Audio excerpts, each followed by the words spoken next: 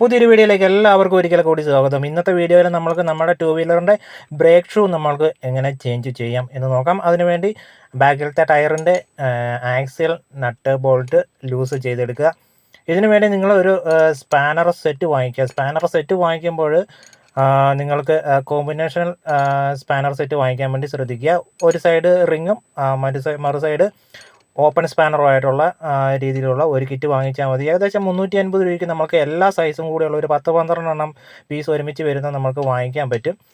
ആ രീതിയിൽ വാങ്ങിക്കുവാണെങ്കിൽ ലാഭമായിരിക്കും. നമുക്ക് ഓരോ സ്പാനർ വെച്ച് വാങ്ങിക്കുവാണെങ്കിൽ വില കൂടുതലായിരിക്കും. ഇനി നമ്മൾക്ക് സെൻറ്ററിലുള്ള ബോൾട്ട് കുറച്ച് തള്ളി കൊടുക്കാം. മൊത്തമായിട്ട് വലിച്ചെടുക്കരുത്. ജസ്റ്റ് വീലിൻ്റെ ആ ഭാഗം, ആ ബ്രേക്ക് ഷൂവിൻ്റെ അത്രയും പോർഷൻ ഇരിക്കുന്ന ഭാഗം മാത്രമേ അകത്തോട്ട് തള്ളി കൊടുക്കാൻ പാടുള്ളൂ. അതേപോലെ തന്നെ നമ്മുടെ ബ്രേക്കിൻ്റെ അഡ്ജസ്റ്റർ ഇത് ലൂസ് ചെയ്ത് വിടുക, ലൂസ് ചെയ്ത് ഊരിയെടുക്കുക. ഇതിനു മുമ്പത്തെ വീഡിയോയിൽ ബ്രേക്ക് എങ്ങനെ അഡ്ജസ്റ്റ് ചെയ്യാമെന്ന് വീഡിയോ ചെയ്തിട്ടുണ്ട്.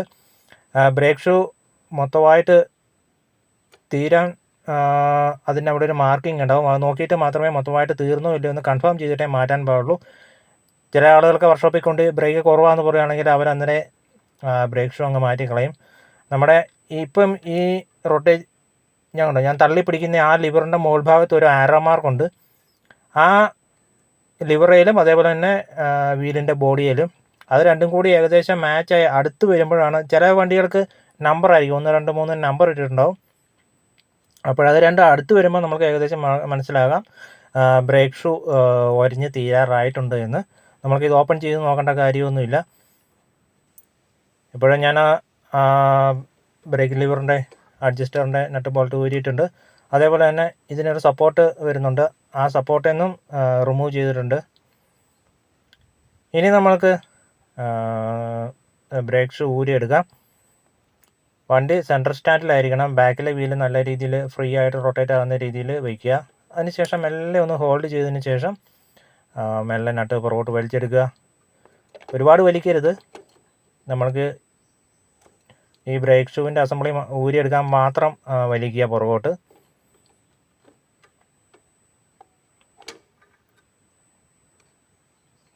ബ്രേക്ക് ഷൂ കുറച്ച് കുറവാണ്. പിന്നെ ഇതിൻ്റെ മുമ്പേ നിങ്ങൾ കടയിൽ പോയിട്ട് വണ്ടിയുടെ മോഡൽ നമ്പർ പറഞ്ഞതിന് ശേഷം പുതിയ ബ്രേക്ക് ഷൂ വാങ്ങിക്കേണ്ടതാണ്. ഏകദേശം ഒരു 250 രൂപ താഴെ മാത്രമേ ആകത്തുള്ളൂ. നിങ്ങൾക്ക് OEM വേണമെങ്കിലും മേടിക്കാം, അല്ലെങ്കിൽ സാധാരണ വരുന്ന സ്പെയർ പാർട്സുകൾ ഏത് വേണമെങ്കിലും വാങ്ങിക്കാം.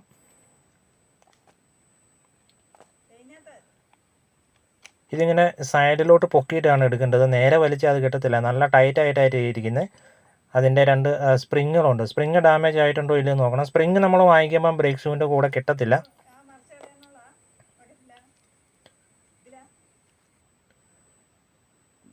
ഞാൻ ബ്രേക്ക് ഷൂവിൻ്റെ അസംബ്ലിയൊക്കെ നല്ല രീതിയിൽ ക്ലീൻ ചെയ്തിട്ടുണ്ട്. ഈ ലിവർ കുറച്ച് ജാമായിരുന്നു.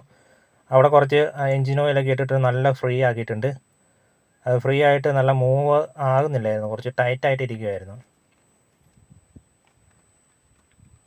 ഇത് ഞാൻ വാങ്ങിച്ച ഒരു പുതിയ ബ്രേക്ക് ഷൂസാണ്. ഇപ്പോഴും നിങ്ങൾ ബ്രാൻഡഡ്, ഇപ്പോൾ ഇത് ഹോണ്ടയുടെ വണ്ടിയാണ്, ഹോണ്ടയുടെ തന്നെ വാങ്ങിക്കണം എന്നൊന്നുമില്ല. നിങ്ങൾക്ക് ഏതെങ്കിലും ഒരെണ്ണം അടുത്ത വർഷം സ്പെയർ പാർട്സ് കടയിൽ കിട്ടുന്ന ഒരെണ്ണം വാങ്ങിച്ചാൽ മതി. കൃത്യമായിട്ടുള്ള ഇടവേളകളിൽ നിങ്ങളൊന്ന് ചേഞ്ച് ചെയ്യണമെന്ന് മാത്രമേ ഉള്ളൂ. മൊത്തമായിട്ട് തീരാൻ വേണ്ടി നിൽക്കരുത്.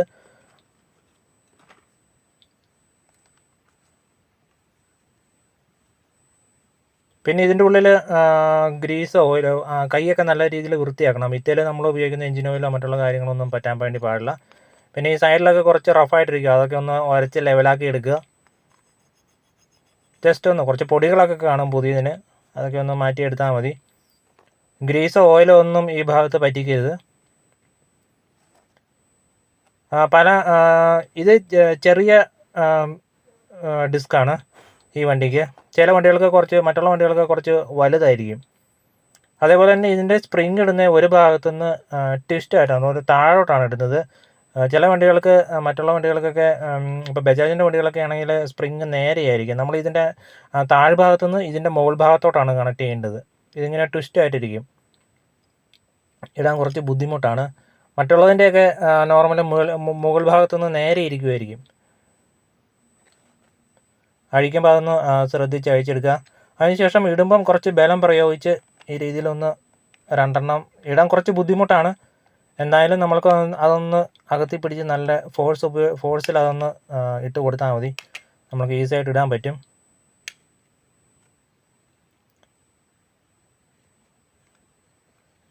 ഇങ്ങനെയാണ് ബ്രേക്ക് വർക്കാകുന്നത്. ഇത് 2 അകലും നമ്മളെ അത് വീലിൽ പോയി ജാമാകും. അങ്ങനെ നമുക്ക് ബ്രേക്ക് കിട്ടും. ഇനി നമ്മൾക്കിത് എങ്ങനെയാണോ അഴിച്ചെടുത്തത് അതേ രീതിയിൽ തന്നെ നമുക്ക് ഇൻസേർട്ട് ചെയ്യാം. ചെറിയൊരു സ്ഥലക്കുറവുണ്ടാകും. കൃത്യം ഒരു ചെറിയൊരു 2 mm ഗ്യാപ്പേ അവിടെ ഉണ്ടായിരിക്കത്തുള്ളൂ.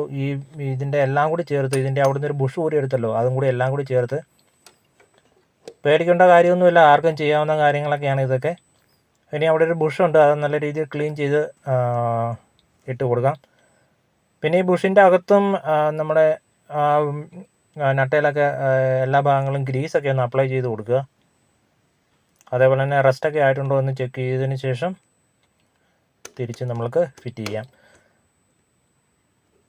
അത് ജസ്റ്റ് ഒന്ന് തട്ടി കൊടുത്താൽ മതി. അതിൻ്റെ അലൈൻമെൻറ്റ് നേരെ ആയി കഴിഞ്ഞിട്ടുണ്ടെങ്കിൽ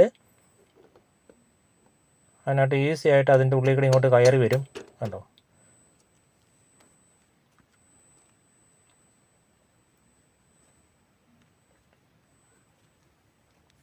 ഇനി നമ്മൾക്ക് ബ്രേക്ക് ഷൂസിൻ്റെ അസംബ്ലി ഒന്ന് സപ്പോർട്ട് ചെയ്യാൻ വേണ്ടി ഒരു കമ്പി വരുന്നുണ്ട് ഫ്രണ്ടിൽ നിന്ന്. അവിടെ നിന്ന് നമ്മൾ നട്ട് അഴിച്ചായിരുന്നു. അതേപോലെ തന്നെ അതിലൊരു ലോക്കുണ്ട്, ഒരു ലോക്കുണ്ട്. അതൊക്കെ പൊട്ടിപ്പോയിട്ടുണ്ടെങ്കിൽ അതും വാങ്ങിക്കാൻ കിട്ടുന്നതായിരിക്കും. അതിന് ഏകദേശം 1 രൂപയൊക്കെ വിലയുള്ളൂ.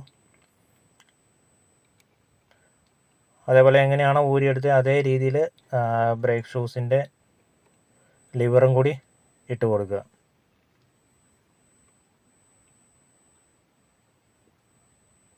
അതിനുശേഷം ബ്രേക്ക് എത്രത്തോളം വേണം എന്നുള്ളത് മൊത്തമായിട്ട് ടൈറ്റ് ചെയ്ത് കൊടുക്കരുത്.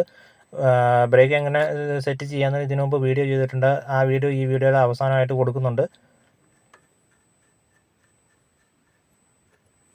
അത് ജസ്റ്റ് ഒന്ന് ടൈറ്റ് ചെയ്ത് നിർത്തുക.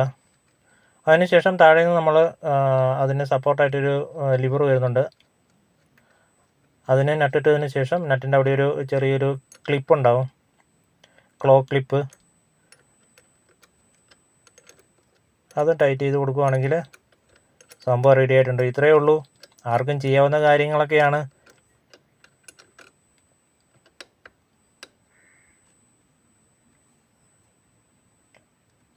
ഇനി നമുക്ക് ആക്സിൽ നട്ട് ബോൾട്ടിൻ്റെ നട്ടും കൂടി ഇട്ട് കൊടുക്കാം.